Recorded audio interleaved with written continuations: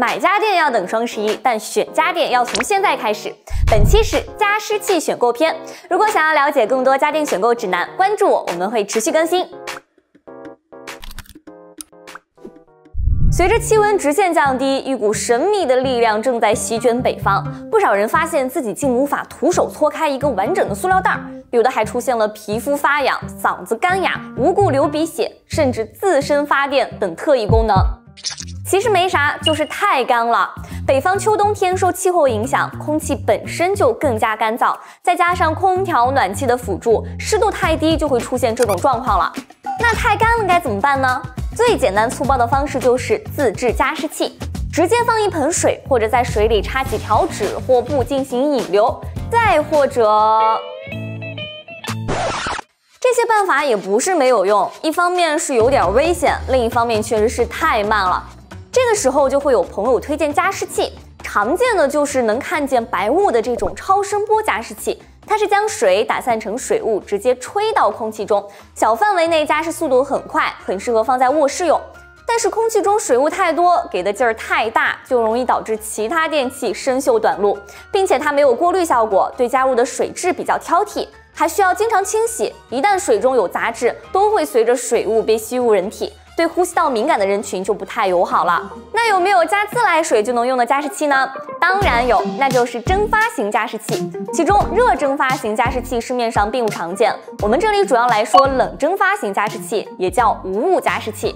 它是模拟水自然蒸发的效果，通过风扇加速蒸发过程。你可以这么理解，一杯水放在桌上，它自己会慢慢蒸发，加了风扇助力，蒸发速度更快。当然它比超声波的要慢一点点，但好在加湿效果更均匀，作用面积更大，体感舒适度也更高，适合放在客厅、办公室这种大空间使用。关键的一点是，无雾加湿器都有滤芯，能够过滤水中的细菌杂质，对小孩、老人或者是呼吸敏感的朋友都很友好。我们做功课的时候发现，无雾加湿器的价格跨度很大，从几百到几千都有，难道越贵的越好吗？当然不是，加湿器的作用原理大差不差，区别只在于加湿量跟升级功能上。加湿量越大，能够加湿的面积越大，对应的水箱也会更大。这个就根据大家实际使用来选，价格不会增加很多。另一个区别就是体验感升级，比如增加杀菌模块、提高过滤效果、增加手机质控等等。这个就看你觉得这些功能值不值那个价了。那关于加湿器的型号推荐，这里也给大家整理了一些，大家可以根据需求选择。超声波加湿器的价格基本在100左右，在这个价格里给大家选出来配置和用料都更加用心的一款。苏泊尔每小时加湿量450毫升，4.5升水箱刚好满足一整晚的加湿需求。水箱采用银离子材料，抗菌更安全，顶部加水设计省时省力，声音分贝30左右，放在卧室也不会影响休息。喜欢有雾加湿器的朋友看这个就够了。无雾加湿器可选的就很多了，这里按照价格从低到高排序。第一款苏泊尔 06A，4.5 升大容量水箱，每小时加湿量有300毫升，适合放在卧室、书房这种小空间使用。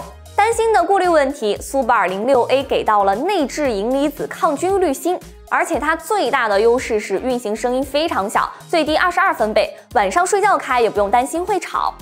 第二款小米3代，这款的加湿量有4种规格可选，每小时400毫升就已经适合大多数的使用面积了。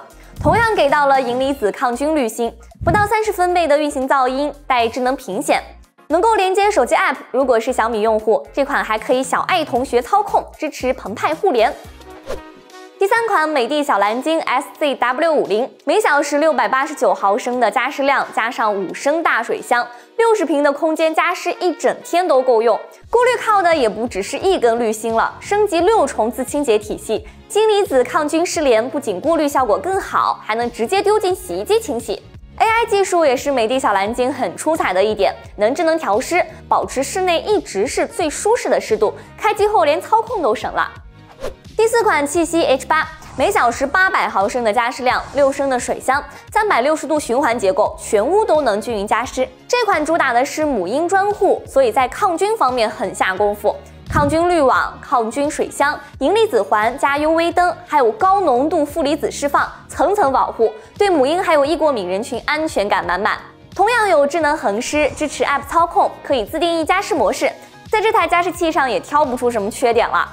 好了，本期加湿器选购就讲到这儿了，你会选择哪一款呢？这个双11你还想了解哪些家电？关注我，我们下期再见。